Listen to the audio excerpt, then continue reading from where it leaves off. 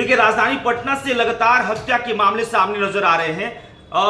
आपको बता दें कि सुबह सुबह एक खबर निकल के सामने आई, जहां पर दीदारगंज थाना के फतेहपुर में ये मामला सामने निकल के आया है, जहां पर एक व्यक्ति के गला को रेत कर पानी में फेंक दिया गया है और उस व्यक्ति की पहचान अब तक नहीं कर पाया है पुलिस। लेकिन वहां पे मौके से जो बरामद किया गया है वो संकेत देने के लिए काफी है कि जिस व्यक्ति की हत्या हुई है वो ऑटो ड्राइवर है। क्योंकि देखिए, जहां पर उस मृत जो शव है उस व्यक्ति की जहां से मिला है वहां पर ऑटो भी मौजूद था और वहां पे हथियार भी मौजूद थे। आपको बता दें, देखिए, धारदार हथियार वहां से मिला है, जिससे ये आशंका जताई जा रही है कि उसी हथियार से उस व्यक्ति का गला रेता गया है। और वहां से एक पाइप भी मिला है, लोहे का पाइप, जिससे यह भी कहा जा रहा है कि उसके सर पे प्रहार किया गया है। और फतुआ के जो डीएसपी हैं उन्होंने ये कहा है कि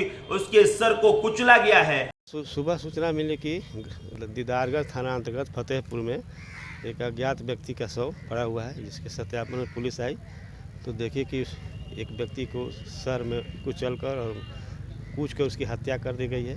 उसके बगल में उसका टेम्पू है। व्यक्ति की पहचान नहीं की गई है, उसकी पहचान की जा रही है। उसके बाद उसके शव के पास ही से कुछ दूर पर उसका चाकू और एक रड पाया गया है, जिसको एफएसएल टीम को सूचित किया गया। अगर एफएसएल टीम अपनी अग्रिम कार्रवाई की गई, डेड बॉडी की पहचान किया जा रहा है, अग्रिम कार्रवाई है तो पोस्टमार्टम के लिए भेजा जा रहा है। आगे और भी जांच करने पर जो कार्रवाई होगी उसको की जाएगी। और उसके बाद से उसके गले को रेता गया है। हालांकि देखिए, बहुत सारी चीजें स्पष्ट होंगी जब इस पूरे मामले पे जो शव है उसका जब पोस्टमार्टम होगा तो सारी चीजें निकल के सामने आएंगी। एफएसएल की टीम अब तक वहां नहीं पहुंची है। एफएसएल की टीम पहुंचेगी तो तमाम चीजें जो वहां पे साक्ष्य मौजूद हैं उसको इकट्ठा कर पाएगी और आखिरकार धारदार हथियार पे किसके फिंगरप्रिंट्स हैं वो भी निकल के सामने आएगा। लेकिन इन सबसे बड़ा सवाल कि आखिरकार पुलिस का खौफ अपराधियों में क्यों नहीं है? क्या इस पूरे मामले में सख्ती से जांच की जाएगी?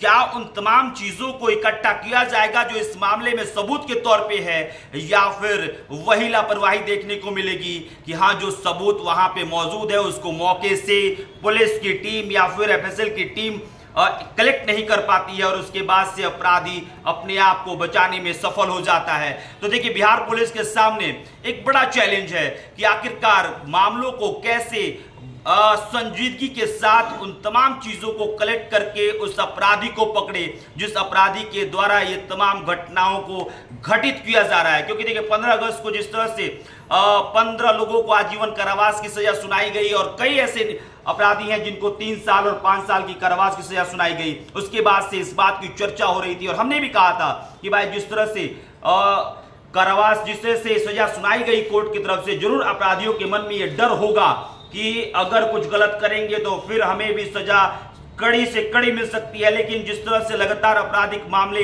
सामने आ रहे हैं, ये स्पष्ट दिख रहा है कि अपराधी के मन में अब भी पुलिस को लेकर खौफ नहीं है। और वो खौफ शायद इसलिए नहीं है क्योंकि उनको पता है कि जब भी कोई आपराधिक घटनाएं होंगी तो मौके से पुलिस की टीम उन तमाम साक्ष्यों को सही से कलेक्ट नहीं कर पाएगी और उसके बाद से अपराधियों तक पहुंचने का जो एक सरल तरीका है उसको पुलिस पहले ही खो देती है। देखना होगा कि आखिरकार इस पूरे मामले पर पुलिस किस तरह से छानबीन और जांच करती है। जो भी खबरें आएंगी, जो भी तस्वीर निकल के सामने आएंगी, वो तस्वीर हम आप तक पहुंचाएंगे। आप देशवा न्यूज के साथ बने रहिए। मेरा नाम अभिषेक श्रीवास्तव है। देशवा न्यूज को सब्सक्राइब जरूर कीजिएगा, फेसबुक पेज पे पेज को फॉलो जरूर कीजिएगा। बहुत बहुत शुक्रिया।